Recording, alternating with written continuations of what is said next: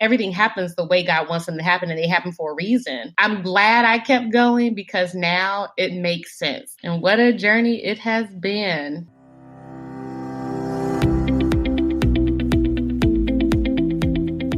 Welcome to Running is Cheaper Than Therapy podcast.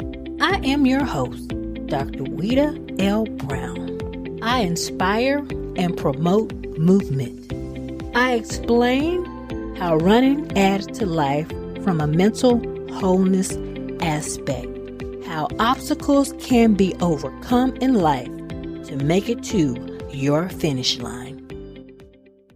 Welcome to Running is Cheaper Than Therapy, episode 47. Today I have a very special guest, although I think all my guests are special. Today I have a old friend, although I don't think we've actually met in person. We've been talking for years, virtually. But today I welcome Dr. Shannon Goode to the show. She is a primary care sports medicine physician who lives in New Orleans. She joined the staff of Ochsner Sports Medicine Institute in September 2020 after completing a fellowship in sports medicine at USH Wilson Memorial Hospital in New York. She went to undergrad at Howard University, another historically Black college and university, although it's not the best. I'm a little biased. Florida A&M is my love, and I bleed orange and green. But again, she went to Howard University for undergraduate, Meharry Medical School for med school, University of Miami for residency, and again, she completed a sports medicine fellowship at UHS Wilson Memorial Hospital. She also is an athlete. She was a competitive swimmer. She swam most of high school and also participated in other sports. I will let you hear her story. So welcome, Dr. Goode. Well, thanks again for joining me, Dr. Goode.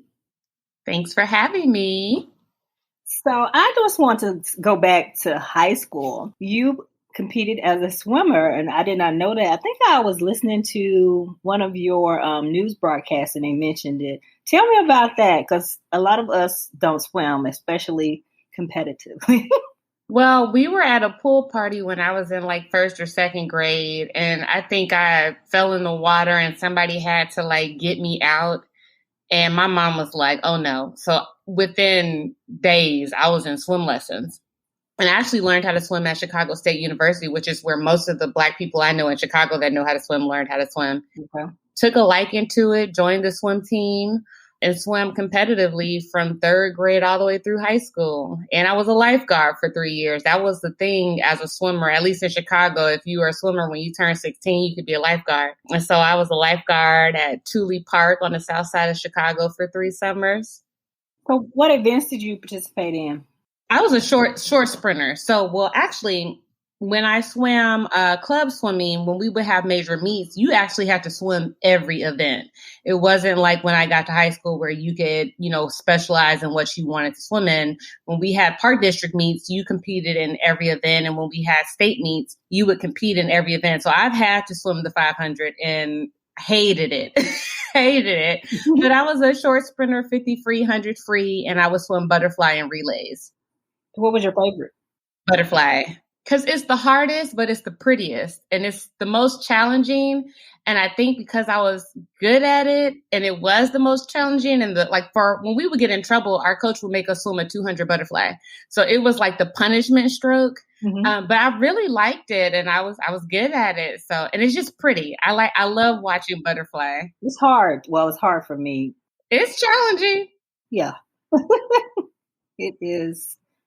Did you enjoy watching the Olympic swim events? Oh, I did. I had so much fun watching it. I always look forward to watching it. I have a couple athletes in the clinic that are swimmers, and they're the era, well, now the Caleb Dressel era, but some of them were the Michael Phelps era of swimming. I was the Ian Torpedo era of swimming when he was our Michael Phelps at the time, especially in the Sydney Olympics. Michael Phelps had just kind of come onto the scene. So I've always been into watching the Olympics, especially watching swimming. It's exciting, especially because the U.S. has won gold like in every medley relay since like the last 8 Olympics. Mm-hmm. And so it's so, nerve wracking, but I like to see the new swimmers. I always look forward to seeing the Black swimmers. Simone Manuel, when she came onto the scene, I was just like super excited because I remember watching the Sydney Olympics, there weren't any Black people in the pool. And as a swimmer myself, you have those Olympic dreams. And so after high school, I didn't swim competitively anymore. But when she came on the scene for me, it was like, just fangirl, just excited. So I get excited when I see them, and it brings back a lot of memories. I still have the Wheaties box from the 1996 Olympics with the Magnificent Seven gymnastics dream team. Mm-hmm. So I've always been kind of a Olympic fanatic in a sense. And I remember in like 2016 when Simone Biles came on the scene, and you'll appreciate this. I told myself I was going to diversify my workout routine.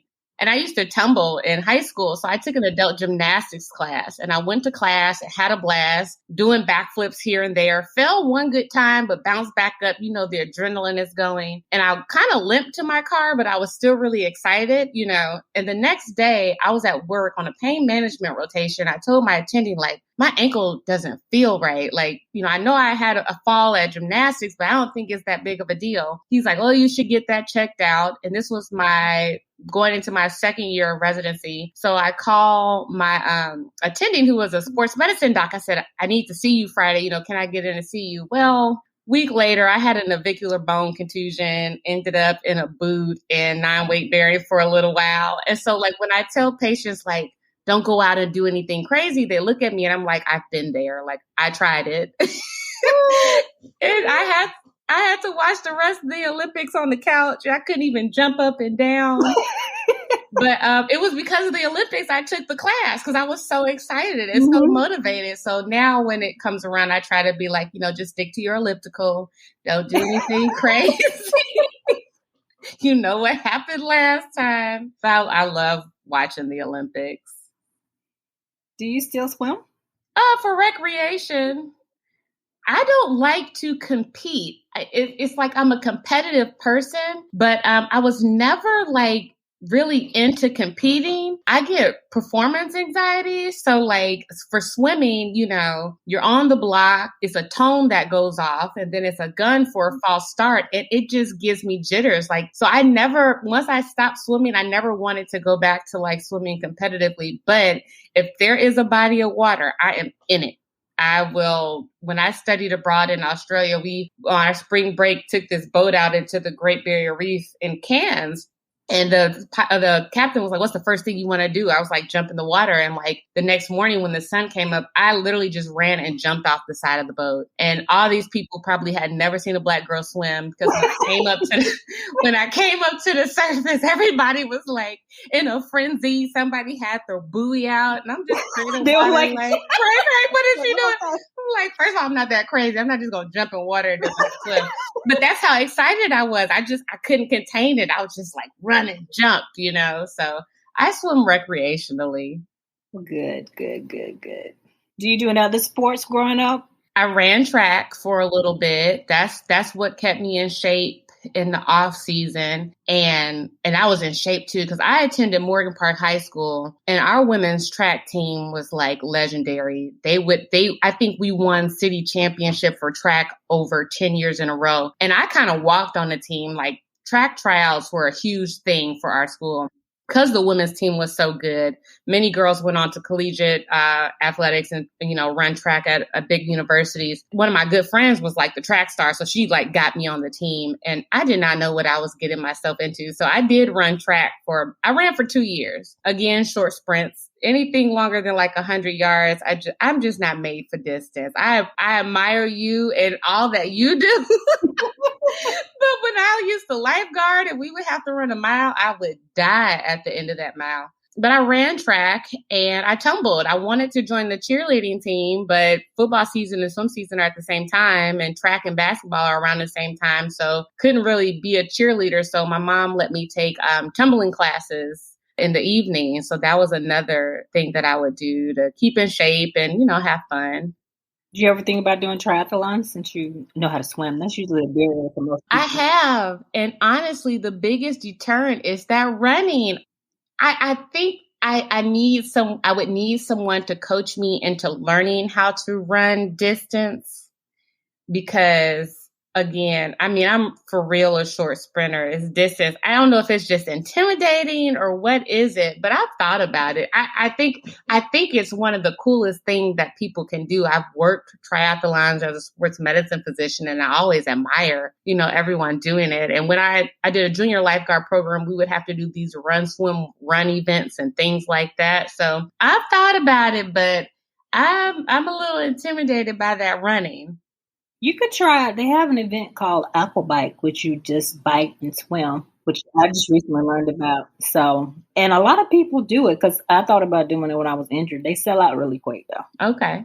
I'll look into that. So let's talk about you growing up. When did you know that you wanted to be a doctor? So actually, I had I'm going to be a doctor, I'm going to be a lawyer, period, at some point. But I really didn't make a commitment to what I wanted to go into. And even then, it wasn't medicine. I wanted to go into sports medicine. My sophomore year of high school, I tore my meniscus and had to have knee surgery. And I remember, and I actually really just found the person that operated on my knee. I found him on Instagram and I was like, oh my God, this 20 years ago, but look at me now. And that's when I got introduced to sports medicine. So initially it was, I'm going to go into athletic training. Right before I tore my meniscus, it was the Fiesta Bowl of 2003 between Ohio State and University of Miami. And I was a University of Miami fanatic, and Willis McGahee blew out his knee in that game and everybody ran to the field. And I said, wow, I want to run out on the field. Now, mind you, I hope I never have to run out on a field because it's never a good thing. Yeah. But I wanted to go right. Unless the game is over, you won or something. Exactly. Please, I do not. If you see me on the field, it is not good. But I wanted to go into athletic training. I wanted to go to University of Miami. They had an athletic training program. Actually, my sports medicine assistant, she graduated from their program. So I was going to go to University of Miami. I was going to major in athletic training. I knew who my roommate was. I had my class schedule, and my father and I went back and forth about me attending college and being from Chicago and Miami being so far away and being as expensive as it was. He kept telling me no, you're not going. And I was just determined. And so because of the universe, I ended up going to Howard University, which I ended up telling people that was the best decision my father ever made for me. But I didn't research majors at Howard. So I just chose physical therapy as my major. Well, a couple of weeks before I went to Howard, my dad reconnected with a friend of his from the Air Force, and they came over for dinner. He brought his wife, and she was like, oh, you're going to Howard? I went to Howard. I stayed in Wheatley Hall. I said, oh my God, I'm staying in Wheatley Hall, and she was like, my roommate, she's a guidance counselor there. When you get there, you should find her. I said, fine, So I get to campus, get to move in. Mind you, University of Miami is luxury. I had no AC in my dorm and I lived on the 4th floor. So I was a little bougie. I was like, what is this? I know, because DC is hot. It was the hottest day. It was August 19th, 2005. I don't understand. It was the hottest day of the summer. So I find this lady and she's talking to me and she's like, oh, so what's your major? And I was like, oh, physical therapy. She was like, you don't sound excited. And I said, well, I wanted to go to University of Miami and I was going to do this. She said, well, what are you interested in? She said, it sounds like you're interested in sports medicine. I said, well, yeah, that's what I'm interested in. She said, we have a sports medicine major. And I was like, no, because clearly I found out I was going to Howard and I was at Howard a month later. I had no time to research anything. And so I said, okay. She said, but it's pre-med. It's a pre-med major, and which is funny that she says that because they have an exercise physiology major that's not pre-med. And the sports medicine major is actually an exercise physiology major with a minor in chemistry. But she said it's pre-med, and I was like, still hadn't really thought about going into medicine that route because I wanted to be an athletic trainer. Got to my first Bio 101 class, and it was an experience to be at an HBCU in a room full of 200 people that were all like, I'm going to be a doctor. I'm going to be a doctor. I'm going to be a doctor. And even then I was still kind of like, I don't know what I'm going to do, but the bug bit me. And had I not gone to Howard University, I would not have gone into medicine. Not at all. I would have majored in athletic training. I would have got my master's and I likely would have went that route. But it was that moment. Divine intervention. Right. It was divine intervention. And then I remember, I even remember being at Howard and having moments where I thought I wasn't going to go to med school. And I remember, in the midst of this crisis, I studied abroad. I went to Sydney, Australia. I studied abroad because I was like, I'm done with this, blah, blah, blah. And before I left, I told my friends and some guidance counselors that I wasn't going to be pre-med anymore. I was just going to be exercise physiology. And I remember getting back to campus from Sydney, and all my friends were like, so did you get it out your system? And I was like, what are you talking about? She was like, we're going to be a doctor first semester, freshman year. You have to be a doctor. And they kind of made me realize that it's something that I could do. I don't know if I kind of lost hope or I didn't have the confidence in myself to see it through. But my friends really rallied around me and were like, we already told our moms that you're going to be a doctor. So you have to be a doctor. And then being somewhere like Howard, you say you want to be an astronaut, somebody's going to make sure you pursue it to the best of your ability. There is no you want to do what, so between my friends and my professors, got back on that track. I ended up at Meharry Medical College. So what made you choose Meharry? I didn't do that well on the MCAT. My MCAT score wasn't that great, and I only had a handful of interviews for medical school. So even then, in the moment, I thought it wasn't going to happen. And this is how another divine intervention. So when I was in the spring semesters of my college years, I would volunteer for this organization called Target Hope. I'm not sure if you've ever heard of it. They started in Chicago, and it's a program that fosters high school students into college, get them prepared for college. Okay. And they go on college tours every year. And I didn't do the high school component, but when I got to Howard, I participated in it with people that had graduated from the high school component. Well, they would go on a college tour every year. So I had applied to Meharry. I think I had been waitlisted, and I was chaperoning a college tour. We were going from Howard to Hampton to the AUC and then up to Nashville and Tennessee State. Literally a week before I was to go, and this is the second time I was doing this tour. This was my senior year, and it was April. The week before I was supposed to go, I don't even know the details, but my dad called me and was like, somebody knows somebody that knows somebody at Meharry. Mm-hmm. And if you can meet them while you're there, it would be awesome. And I was like, okay. And Meharry literally is across the street from Fisk. And so while the kids toured Fisk, I got my suit together, went over to Meharry and had a meeting with this man named Dr. Moses. And anybody that's ever gone to Meharry, who Dr. Moses, we always make this joke that when God decided to invent biochemistry, he created Dr. Moses. This man is legendary. And it was just so happened that that's who they got me to meet. And I truly believe it was that meeting that ended up getting me, off the wait list, but I got accepted into their post-bac program. So I did a post-baccalaureate program at Meharry. And for that program, contingent on you getting a certain GPA and MCAT score, you get accepted into the first year class. They don't have it anymore. I think it's a master's program now. I'm not sure if it works the same way, but I didn't get accepted anywhere else. And Meharry gave me a chance, and I'm grateful for it. Super grateful for it. So tell me about your entire journey to become a doctor. It's inspirational. Part of my podcast is to have guests who've overcome obstacles to make it to your finish line, and your story is inspirational. Yeah. So going into medical school, I wanted to go into orthopedic surgery. That was the thing. And my confidence kind of got a little shook around the end of my second year because I didn't pass step 1 the first time. I had to retake step 1, which people do, but I had to retake step 1. And then going into 4th year, because I got off cycle.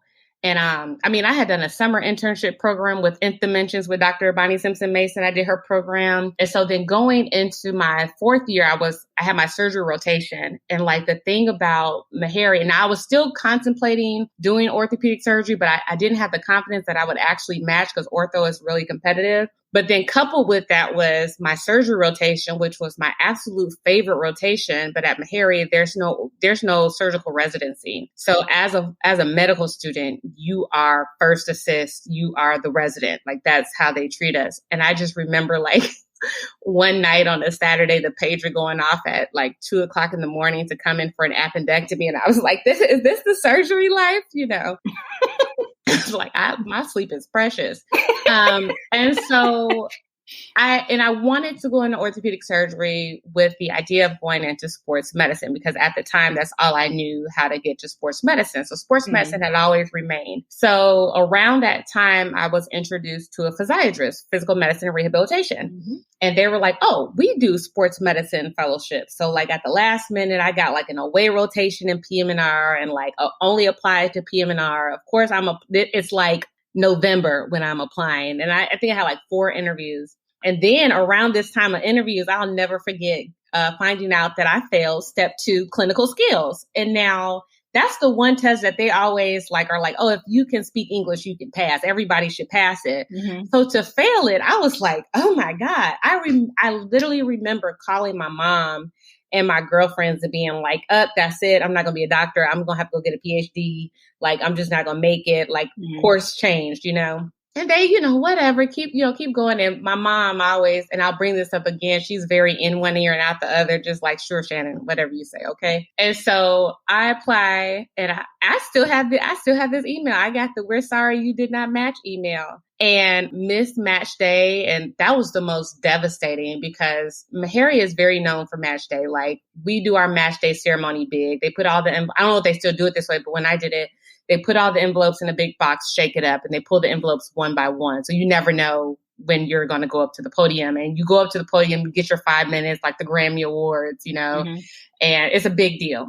So I didn't even go to our match day. I was so, depressed. So didn't match, tried to soap, couldn't soap, and was just defeated. So Can you explain what the soap is? So SOAP is the supplemental something application process, which is like where the unfilled programs and the people that didn't match into residency kind of get to partner up. And so they're trying to fill spots with people that didn't match. And I still was unsuccessful with obtaining a position through that process.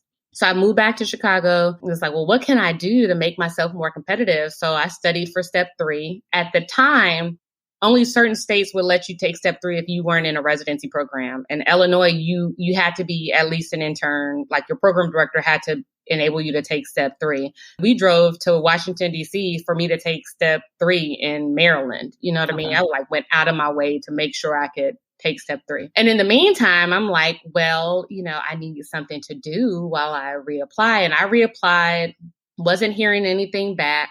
And I remember applying for research jobs and things like this, couldn't get anything. And so finally, out of desperation, I said, well, let me just look for other jobs. And I applied to be a gift wrapper at Bloomingdale's because it was the fall. It was going into Christmas season. And I remember, so I applied again for physical medicine and rehabilitation. Now, when I did my away rotation in med school, I loved it. Got to Chicago, reapplied for PM&R. Again, somebody knew somebody that said, my friend is a PM&R resident at Northwestern, go meet her. And I met her and she was like, I can get you to do a week observership. That way you can meet some faculty and stuff. And at Northwestern, I remember doing this week and I was like, I hate this. I cannot do EMGs and nerve conduction studies. I didn't like PM&R. I hadn't been exposed to that side of PM&R. And I was just like, oh my God, I don't want to do this. And by this time, it's November. Now, I found out my step 3 score on October 21st because when I took step 3, the last day that you could take it was September 30th because they revamped the whole test. So I took the test on September 29th and September 30th. And USMLE, you get your test results 3 weeks from the Wednesday after you take the test.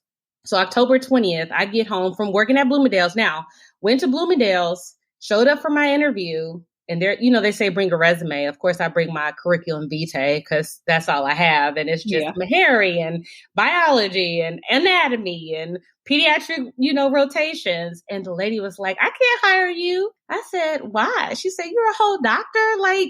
You are too qualified for this position. I can't hire you. And I looked her dead in the eye. I said, ma'am, I need a job, And I remember my dad being like, he was retired. He was like, you could just stay at home and chill with me. I'm like, no, I need to do something. It's just always been my nature to just do something, and I wanted to make money for myself. So I had to convince her to give me the job. And she was like, well, I can't let you be a gift wrapper. My manager of fine jewelry needs an assistant. So you can be his assistant. And so what would have been a part-time minimum wage gift wrapping job turned into me I was working 50 hours a week, making more than minimum wage. I had a real job. And it was crazy because Bloomingdale's makes you go through very, very intense customer service training. And I'll touch on why that's important later. So I realized I don't want to do PM&R and I panic. So I emailed the dean at Meharry. I'm like, what do I do? He's like, well, apply to a primary care specialty. Like it's you have a better chance of matching into one of those and then, go that route. Primary care is either emergency medicine, which I knew I didn't want to do, pediatrics, which I knew I didn't want to do because I can't take the kids being sad. I can't. Family medicine, I remember the night before my OBGYN rotation, which was my first rotation, I told myself I was going to love OBGYN because we had there were two or three people that were wanting to go into ortho at Meharry that told me like, oh, but I almost chose OB because it was so cool. So like all the ortho people were like, we really like OB. And there was actually a guy that applied to both ortho and OBGYN and didn't know until match day what he was going to go into. Really? That's unusual to me. But anyway. I convinced myself that I was going to love OB. I didn't like it. I didn't like it at all. It was not for me. My first delivery, this lady came in. She was like, this is like her fourth baby. And she came in just kind of humming, pushed that baby out in 15 minutes. I was like, oh, I could do this. I could do this, right? Got to my first night rotation. And it was packed. There were women hollering everywhere. And I remember the chief resident asking me if I was okay. And I was like, why? He was like, you look like you were crying. I legit was sitting there like messed up. I couldn't take it. I just couldn't. And I don't remember delivering my first baby because I blacked out, but I did it. It's terrifying. And so like for the rest of the rotation, they would be like, who wants to deliver the baby? That's interesting. I did one and I was one and done. I'm like, it's okay. I like sewing up lacerations better than the delivery. I love GYN. Right. GYN was like amazing. And I could deal with a cesarean section, but bottom line, family was not it for me. So it came down to internal medicine. So literally it was like December 2nd. I like rewrite my whole personal statement, right? Because my personal statement is for PM&R. It's the same story, but you have to tweak it. And I send out all these applications. And on December 3rd, I get an email from University of Miami. First interview I got. And they were like, we'd love to interview you, but our interview slots are full. So put your name on the wait list. And they take you to this thing called Interview Broker where you can see the calendar and put your name on a wait list, see how many people are on the wait list for each interview day, but you can only put your name on one day. So I put my name down. I think it was like Tuesday. I think it was a Tuesday, but it was January 13th. And I put my name down there and I was just like, prayers, Next morning, I get an email from them saying your interview date has been accepted. And I was confused. And so I emailed them like, hey, am I just confirmed on the wait list? And the girl, and this literally the next day, she was like, actually, no, somebody dropped off on January 13th and you were the next in line. And so now you have an interview spot.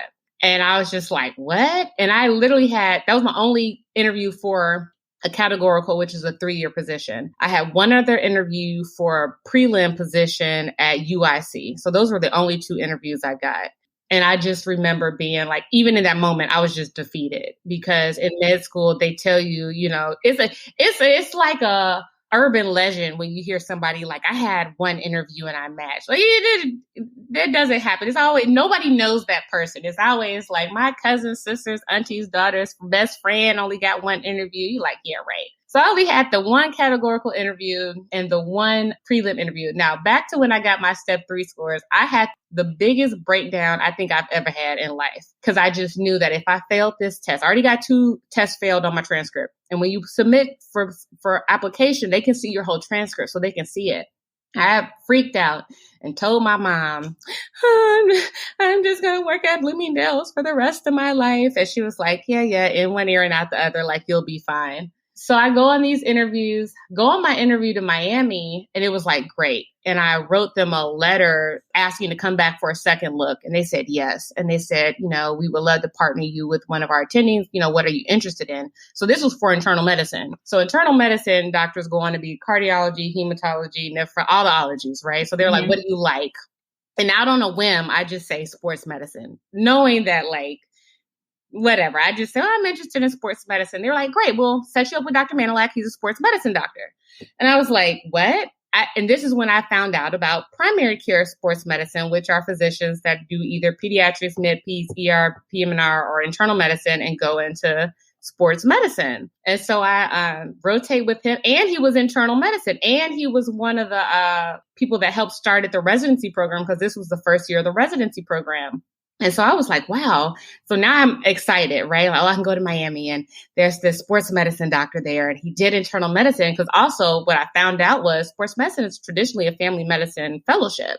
Like, there are still programs that won't allow applicants outside of family medicine to apply.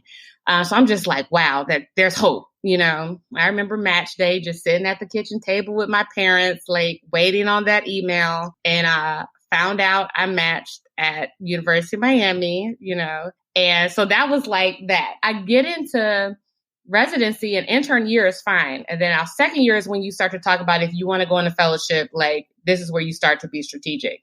Well, I want to do sports medicine. Well, the issue with internal medicine is like, internal medicine is not sport. No, ma'am. Rheumatology, hematology, oncology. Like, I had to kind of like beg to do these sports medicine rotations. And luckily, Dr. Manimac, being core faculty, was like, because he was core faculty, they say, you can go work with him.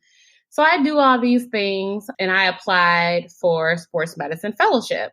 Now, I only got 4 interviews because I was not a competitive applicant, finding out that what makes applicants competitive is having longitudinal coverage of sporting events. And I didn't have that because I was internal medicine, and we were in the hospital. Sports, yeah. Right. And so I did a away rotation at Rush. And I remember at the end of my rotation at Rush, the program director telling me, she said, if I were to just look at your CV, she said, I wouldn't offer you an interview. You're not competitive enough. And she was like, but you did really well on your rotation, so I'm going to offer you an interview. So that was one interview. I got an interview for Meharry. I got an interview for Houston Methodist, which later found out I was the only African-American applicant.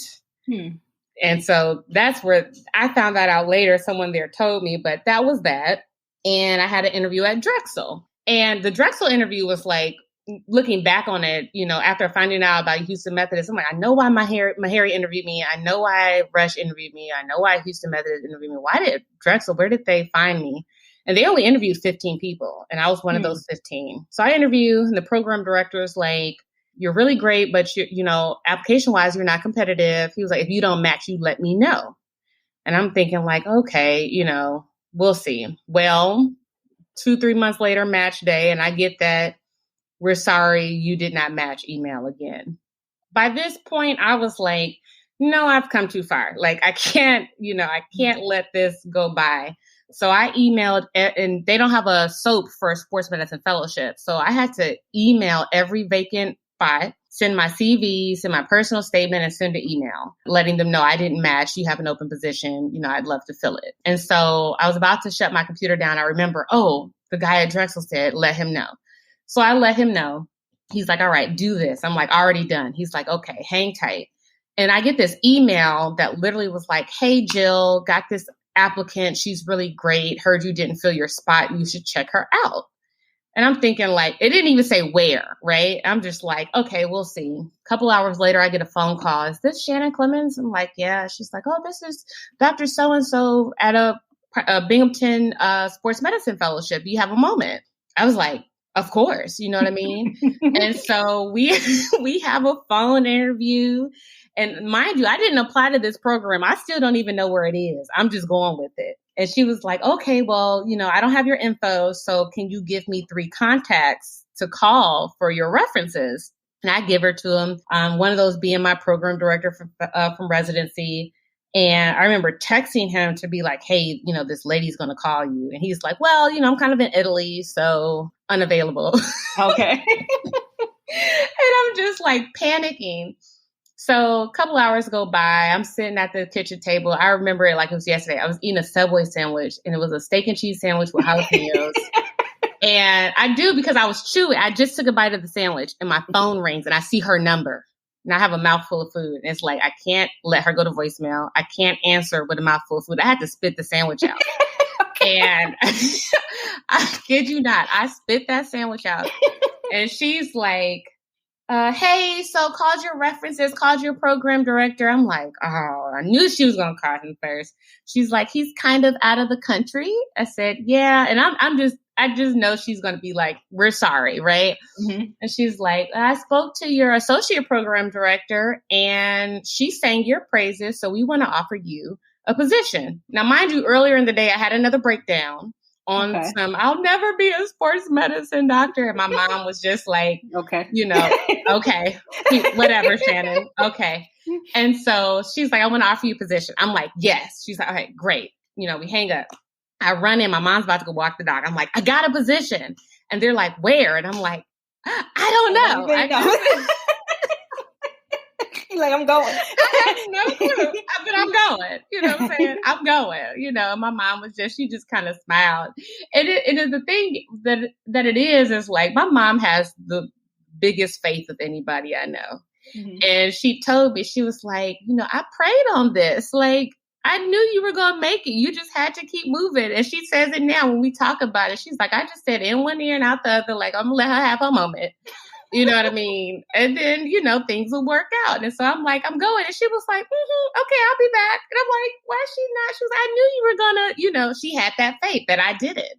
And like, that's one thing I always tell my mentees, your circle is so important because you need people that have faith in you when you do not have faith in yourself.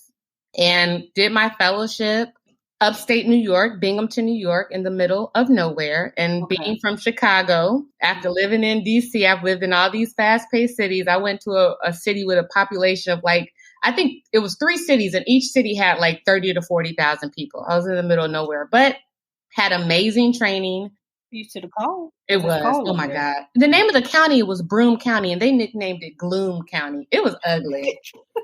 I would go days without seeing another Black person. It was one of those when you go out and you do see another Black person, you be like, hey, you're excited. Like, how'd you get here? Like you instantly, every Black person, but had an amazing experience. And I remember people telling me apply to jobs in February. I'm like, okay. And then the previous fellow was like, no, start looking now. And this was in August. So I started looking. Most of the primary care sports medicine jobs were in places like that, rural USA. I knew I wanted to do 100% sports, and I knew I didn't want to be in a rural area, but they were offering me to stay where I did fellowship. They were offering me a job there. And I had a lead on a job in Hershey, Pennsylvania, things like that. On a whim on LinkedIn, of all places, because I had been on all these other job sites and I was never really big on LinkedIn, but I got on LinkedIn, saw that Ochsner had a position. I remember thinking the same thing when I saw the University of Miami residency, email or even that they had a program. I thought to myself, that would be too good to be true. Cause I'm a Miami fanatic. How I would not end up at University of Miami. And then I end up at University of Miami. So when I saw that Ochsner job post, I was just like, in New Orleans, in a real city, it's just real. Is it real? And I applied and, the rest was history. I got the job here. They told me, what the job entailed. I'm the team physician for Dillard and Xavier. And as a 2-time HBCU grad, that's right up my alley. We have a contract with Southern up in Baton Rouge, which I don't cover, but we have that relationship. So I'm planning to go up there, for some games. And now I'm just, living the dream. I love my job. I'm glad I kept going because now it makes sense. Very rarely am I is it 5 o'clock yet? Or very rarely do I dread Mondays because I absolutely love what I do. And it's just I still have to pinch myself sometimes. How did I end up here? How did I get here? Divine intervention. Lots of it. And I'm sometimes the journey prepares you for the destination. You just don't realize it. Mm-hmm. Mm-hmm. And what a journey it has been. So how did you keep your faith? Was it your mother through all of the... My mom and then my grandmother. My grandmother, I remember when I was in med school, it'd be one of those days you just don't do well on a test or just having a rough day. And I wouldn't tell anybody. It happened on multiple occasions where I would be sitting in my room and just crying or just on the brink of tears. And my phone would ring and it would be my grandmother. And she would be like, God, baby, God woke me up this morning, said I need to call you and pray over you. But it was every time it happened, I was on the brink of just losing it. You know, we talked other times, but so many times. And then just as I got further in my career, looking back on how things really did work out and how God really did come through for me, you know, each time. And now I just have this everything is going to work out mentality, whether it's the way I imagined it or another way, it's going to work out for the best. Everything happens the way God wants them to happen, and they happen for a reason. But yeah, between my mom and my grandmother just calling me randomly, just praying over me, and my friends, my circle, when I did not pass step 1, it was a scary time. It was like, there was a lot of embarrassment and just, you know, being down. And 2 of my homegirls who I'm still close with to this day, they, family medicine doctors, one in Atlanta, one in Charlotte, you know, just like really rallied behind me to keep me uplifted. My dad would call me and be like, Nikki and Kendra called me 5 times today checking on you. You know what I mean? You know, they worried about you because I wasn't answering my phone, right? And they're like, they keep calling, you know. And so having that support system of people around me to just consistently say, like, remind me that I'm a hard worker. I deserve to have the things that are going to come my way. And I feel like that's something I've had to tell myself that multiple times, having had all these failures, but ending up where I am. It's like, I ended up where I am for a reason. Like, I deserve to be here. Everybody talks about that, like, imposter syndrome, you know? And so when I would be in residency, I had this moment where I was still kind of embarrassed. I failed step twice and didn't match. And I'm like, but we all got here. Yeah, I made it here. Yeah. So like just taking the moment to just think about, you know, what I thought were failures, which were really just, you know, tests to just get me moving forward. But friends and family for sure. And you kind of realize what you wanted to do because you wouldn't have known you didn't like PMR. You right. would have been in residency and be like, I hate this. And you know, it is so bad. I send patients for EMGs and nerve conduction studies all the time. And every time I do it, I'm like, I'm so sorry. And so I'm reminded about it all the time. My assistant she's an athletic trainer, but now she's a sports medicine assistant, but she majored in athletic training at University of Miami. So every time I look at her, I'm like, wow, we could have been traded places, you know? And, but I'm just so grateful to be where I am, having made it, you know, this far.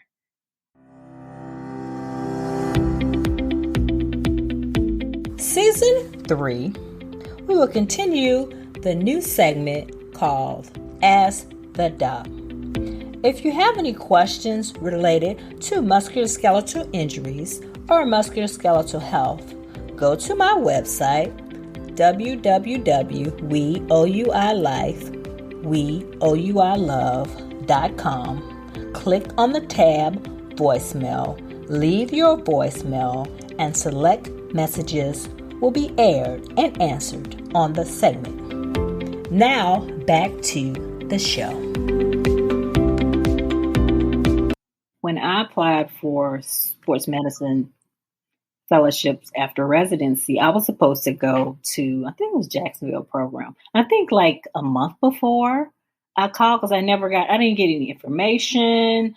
And they said, what did they say? They gave my spot to somebody else. It was so random and didn't give me any explanation or anything. So I was like, oh my God, what am I going to do?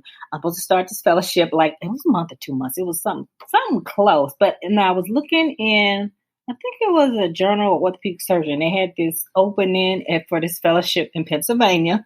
So I called and I got the fellowship at the last minute, but it's kind of similar story. Right. I really don't know why they picked me and they just gave my fellowship away without any explanation. I'm like, this can't be right, but I don't have time to deal with it. Right. You just gotta, that's how it is sometimes. You just, next, you know, I always give myself a time period to grieve and to get my emotions out. I catastrophize. I worry, I get anxiety. And it used to take over me. And what I learned was I just need to give myself a short time period to freak all the way out, go all the way down the rabbit hole of what ifs. And then you got to snap back to reality and keep it moving. Mm-hmm. But that's because you weren't supposed to be in Jacksonville. I guess I was supposed to be in Philadelphia, which I'm glad I did. I enjoyed my time. So I was funny because I was going to ask you, How was it that you cover HBCU? I thought that was something you chose, but that was already set up before you got there. It was something I wanted to do. I just love HBCUs. I just love the campus. I love college campuses, period.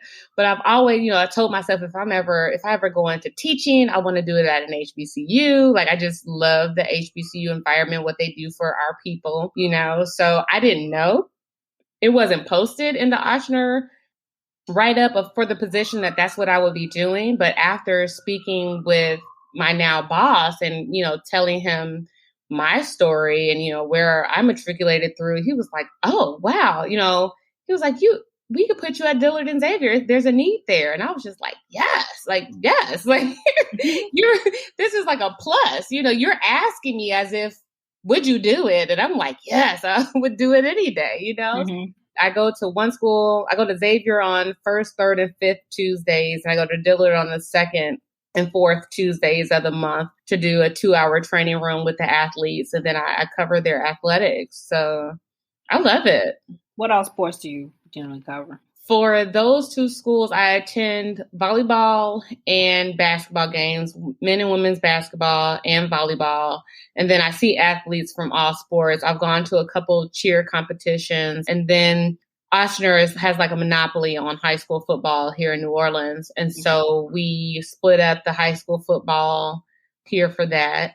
I remember my first Xavier basketball game, they weren't allowing spectators, but they allowed like parts of the band in there. And I was so excited. I was I was just like, yes, this is exactly where I need to be. And then what else is really cool about it is, though these are athletes, they're college students first.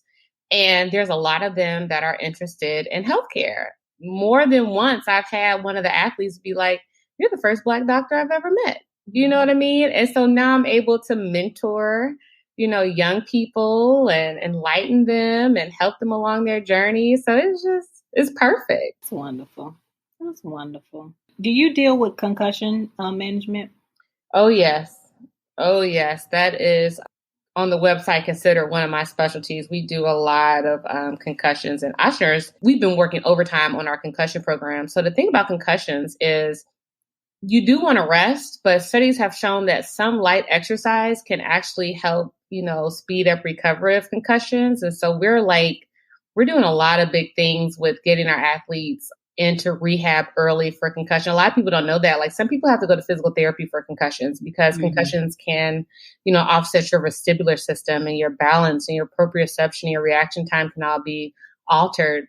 So I see a lot of concussions. That's probably at least once a day I have a concussion patient.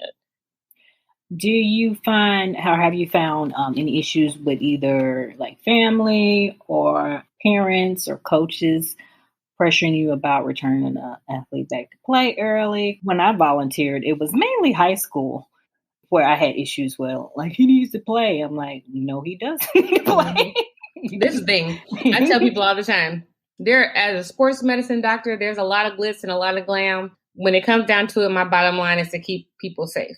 And so what I explain, and even patients want to get back sooner than they need to. So I have this whole spiel that I give the athletes when they come in for the first time with their concussion. I explain to them what a concussion is. I explain to them that on average, a concussion, you're back to sport in 3 to 6 weeks. Very rarely are people taking longer than that, right? 3 to 6 week recovery. But because of those things are altered that I mentioned, balance, reaction time, proprioception, if I send you back to sport too soon, not only could you get another concussion and prolong this recovery period, if your proprioception is off and your reaction time is off and you're at football practice and somebody hits you and you fall and you tear your ACL, well, now we're out 9 months.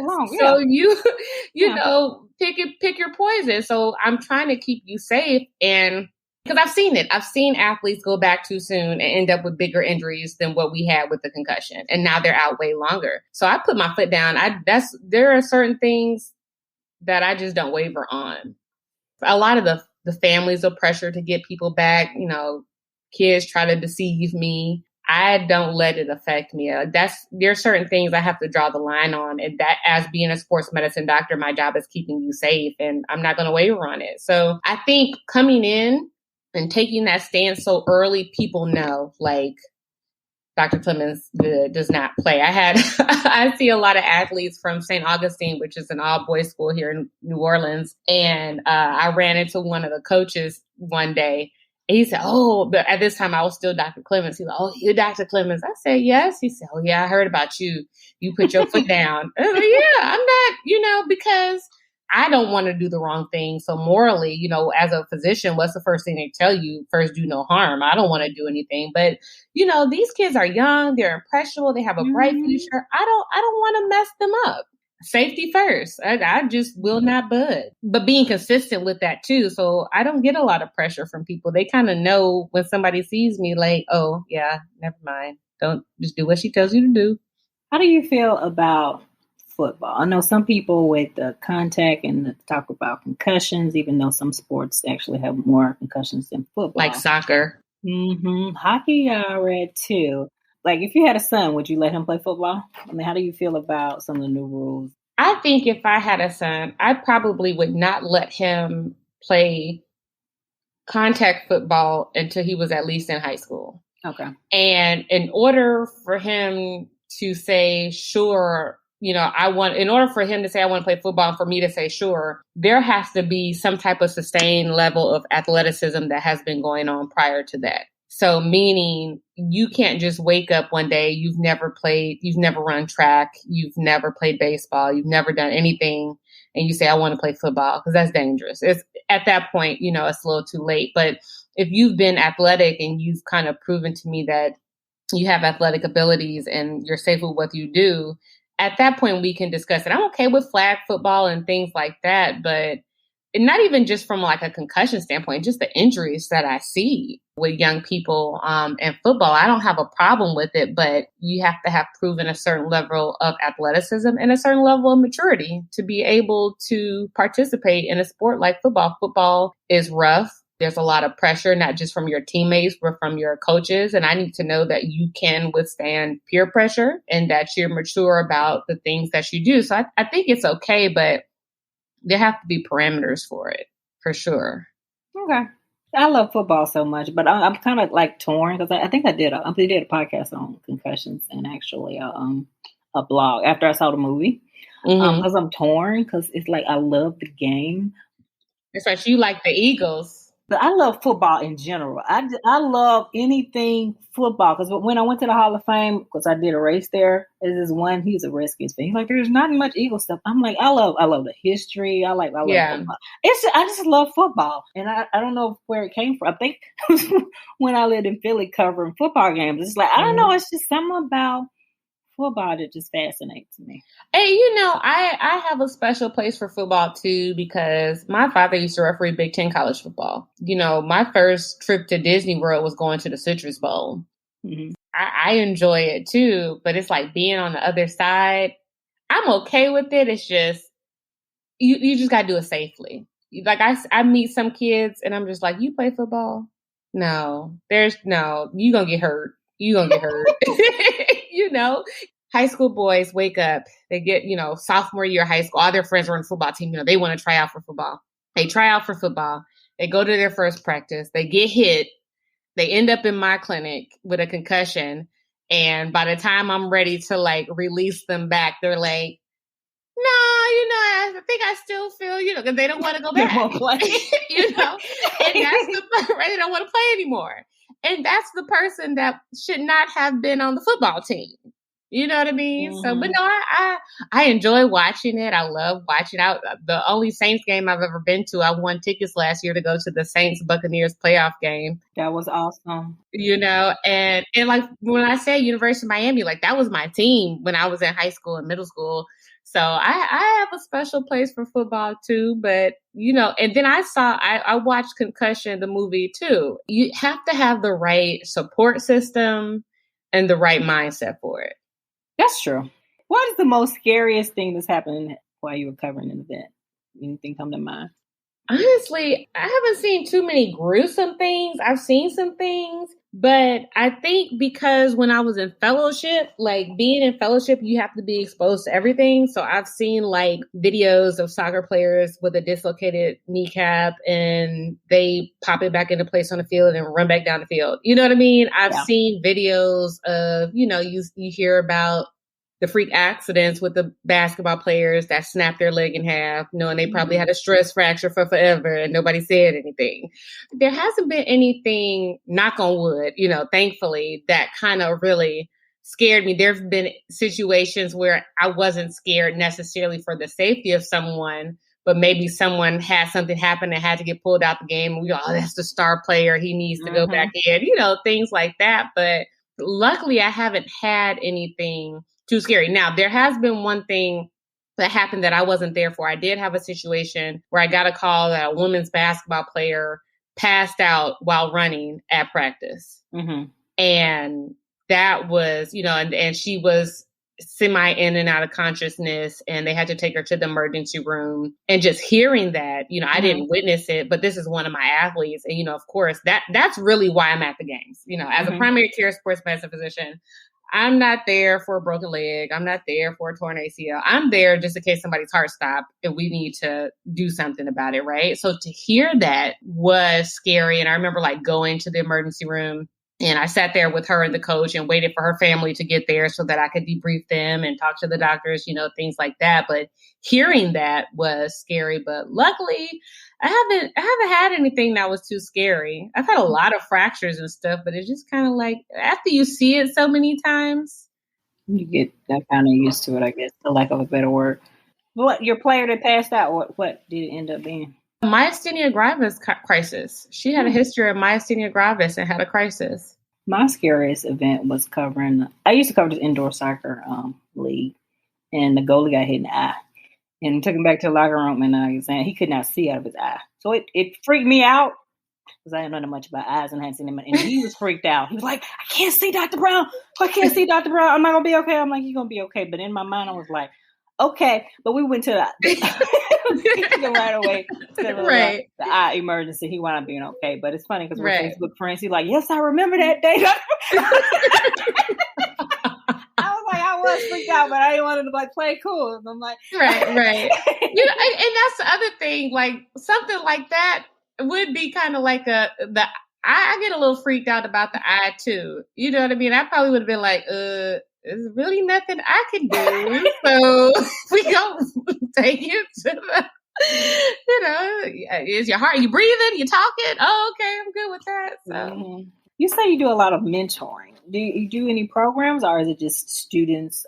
Mostly, since I've been in New Orleans, mostly it's just been with the schools and the colleges. But I definitely try to reach back, when I can. I end up doing a lot of panels on programs that are geared towards high school or college students. And I sit on as a panelist and talk about, my journey and what I've been through. Nothing formal yet. I've been talking with the athletic director over at Dillard, because she's sent me a lot of young students that are interested in mentorship. And it's getting to the point now where I try to want to figure out a way to kind of be able to reach them all and give them all the same information at one time and connect them to each other. I always end up doing a lot of connecting with people. Like someone will send me, oh, my daughter's pre-med, can you talk to her about this? And like in my mind, I'm like, I can, but then I'm over here mentoring this med student and I'm like, hey, you're closer to, so I do want to try to get some organization to what it is I'm doing. But right now, since moving to New Orleans and starting this new job, it's just kind of what I can do here or there. Nothing formal just yet. If you could go back your present day self and give your younger self advice, what would you say? I would encourage myself to read more, and not fiction, but like really getting into inspirational material. Mm-hmm. And I was actually just telling my husband about this yesterday because we watched a Netflix special called I Am Not Your Guru by Tony Robbins. And he's a big inspirational speaker. And I was telling him, like, I hadn't been doing the reading like I used to. But when I was in my third year residency, I really got into like self-help type books and, inspirational books, I feel like that's really when kind of like my faith really kicked in and my confidence started to kind of build. When people think like, when did your life change? I would say like my third year residency, really getting into those books, just everything changed and became more positive. I became a lot more relaxed, a lot less anxiety. Like I said, way more faith and more confidence. I would have encouraged myself to dive into more inspirational activities and books of that nature. I also would tell myself to study. When I got to med school, I remember after like our first 6 week, we did like a summer 6-week program before I started med school. Mm-hmm. And I called my mom. I said, you're not going to believe me. But I said, trust me. I said, I have calculated the number of hours I have studied in the last 6 weeks. And I guarantee it's more than the 4 years I did in undergrad. I don't know what I called myself doing then, but I got to med school and was like, oh, this is, and not to say that I didn't study, and I was brave. It's different. And so I'm thinking like, had I had that discipline or knew how to study like in high school, I should have went to college on a full ride. I should have went to med school on a full ride. I should have got straight A's. Things would be a little different, but like I would definitely just encourage myself to read more and just know that I had it in me to apply myself more. I felt like I applied myself, but going into med school, I had to tap into something that I had never tapped into, but it was there all along. So if I would have known about that sooner, I think that would have been game changer. Any last minute words of wisdom from Dr. Goode? Keep the faith. Just keep moving forward. Like never give up. You just can't give up. Like take your moment to sulk. And grief is real. A lot of people don't understand grief. A lot of people think it's just, oh, I didn't get this opportunity. And it's like, yes, you're grieving not getting that opportunity, but you're also grieving all what you thought was going to come with that opportunity, whether if that would have been going to a new city or meeting new people. There's so much to grieve. Like grieve all the it. Things you put into it. Take the time to grieve what it is you feel like you're losing out on, because that's all it is in the moment. You think you're losing out, and really it's God being like, no, I got a little extra. Yeah, something else for you. You know what I mean? Yeah. Well, wait a while. I love that. I love that picture where it's the little girl holding the teddy bear, and she's like, but I want to keep it. And it's like a quote unquote Jesus, with a huge teddy bear behind him, Mm-hmm. and it's like, it's so real. Just kind of keep moving forward. My mom would always tell me, she said, it's okay to pray. She said, but don't get too attached to the things that you're praying for that you want, because you'll miss out on stuff, because God might want to bless you beyond what you think you want. And if you don't let go, you'll never get it. I had to do that. And when I look at my life and like everything that I have and everywhere that I am now, there's no way I would have imagined things being this good. Like I had an idea of what I thought life would look like at 34. And it's so mediocre now that I think back on it. Oh my God, that would have been a sad life. If I would have just prayed for what I thought I wanted to be at 34. But luckily, keep the faith, just pick yourself up, just keep moving forward and keep that tribe. You have to have a circle of people that are going to uplift you and carry you when you don't see it in yourself. Wonderful. Well, thanks for joining me today. Yeah, thank you for having me. That wraps up this episode of Running is Cheaper Than Therapy podcast. Thank you for tuning in. If you already haven't, please download Running is Cheaper Than Therapy podcast on Apple, Spotify, or however you listen to your favorite podcast.